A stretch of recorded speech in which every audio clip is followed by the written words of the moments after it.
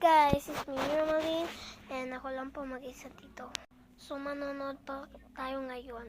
Kaya, wish Morning po, ma'am. Para sa inyo po, Happy Valentine's Day po. Wow! Ang bait mo naman. Natatandaan mo pa pala ako.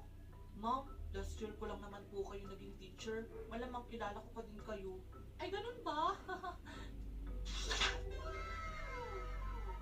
Happy Valentine's Day po, ma'am. Salamat po sa 75 grades na binigay niyo sa akin. Muntikan na po akong bumalik ng grade 1 dahil sa inyo. Sana masarap ang ulam niyo. Loko tong bata na to ah.